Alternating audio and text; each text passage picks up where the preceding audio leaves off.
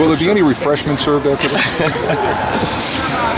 Refreshments will definitely be served, and the bill will be sent to Channel 5. Good. I'm sure to be paid immediately. So you've had 48 hours to look at Creighton on tape. I mean, everybody knows McDermott, but they're certainly deeper than that, right? Yeah, at first glance, you see that they got a lot of guys that can shoot, but then the more you watch them, the more you realize why Doug McDermott is in the running for National Player of the Year. I kiddingly told our local hero, Joe Frederick, that he reminds me of a 6'7" Joe Frederick at Green Hills, although Doug McDermott's much more unselfish as a player. Yeah, he's impressive to watch. Yes, they do have other guys who can make shots, but you have to be cognizant of him. I mean, he can single-handedly beat you. I mean, he can get on a roll and give you 30 to 40 any night. And he gets to the line quite a bit too, right? Yeah, and that's the thing when you guard guys like him. If you give them free throws and layups, they're going to get 30 because then they really get their rhythm going and they're going to make shots. So you got to take away anything easy and make him earn everything. But he works for easy baskets. He's really a throwback player because he really works hard without the basketball. He's fun to watch on film, but as the game is getting closer, it's not as fun. Sunday night I really enjoyed watching him on film, but now today it's Tuesday, I'm starting to get nauseous watching him on film. They got 6 guys that can just fill their basket and they play that up tempo style. How hard is that to defend? They got guys that can spread it out and shoot the way they do. Yeah, you know what's watching them, they don't run as much as their scores would indicate. They score at a high clip. They're very efficient on offense. The problem is they spread you out because they have so many shooters. And when you get spread out, the floor is a lot harder to cover from 24 feet and in than it is from 16 feet in. You're able to gap your defense, which is what makes them so efficient. So hopefully, we'll be able to use our athleticism and our speed to cover them. You can't reinvent yourself this time of year, so you have to rely on what you've practiced all year. Do they look for challenges like that defensively?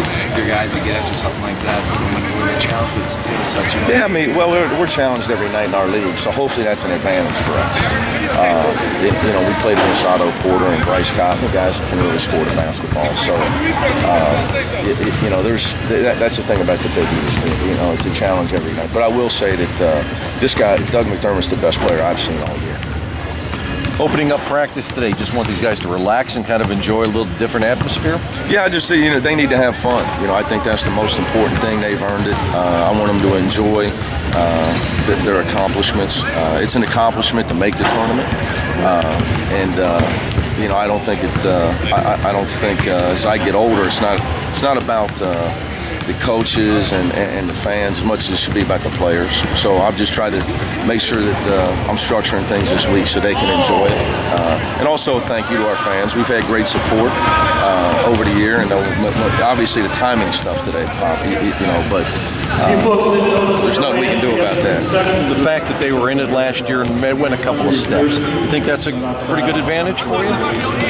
Yeah, one thing about our guys, I mean, they know how hard you have to play to win because of who we've had to play against. I don't think there's any doubt about that.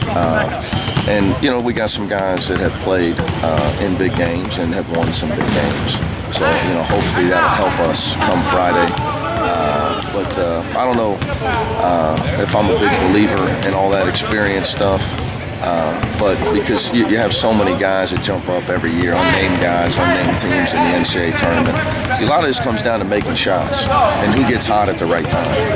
You see Corey and Terry here. Did you ask them to speak to the team? No, but that's just how they are. They've been that way since I took the job 7 years ago, despite the fact that they obviously played for Coach Huggins. And they're not the only ones. There's guys. You'd be amazed how much those guys, the door's always open, and they're always around. So this isn't the first time you've seen those guys here, whether it's them or Ruben Patterson, Mel Levitt, Terrence Gibson, A.P. Jackson, those type of guys. They're always around, they're always welcome. Leonard Stokes here all the time. So that's what makes your program special, the fact that those guys are here. And I think I'm appreciative because I know that matters to the players. Will they talk to the team? Will you have them talk to them? Absolutely. With Terry, you don't have to ask him to talk to the team. With Corey, I'll have to ask him. Different guys. Terrence Gibson gave the best talk I've ever heard to a team earlier this year. But yeah, with Terry, you don't have to ask him. But we're lucky to have those guys here. We're appreciative. All right, guys.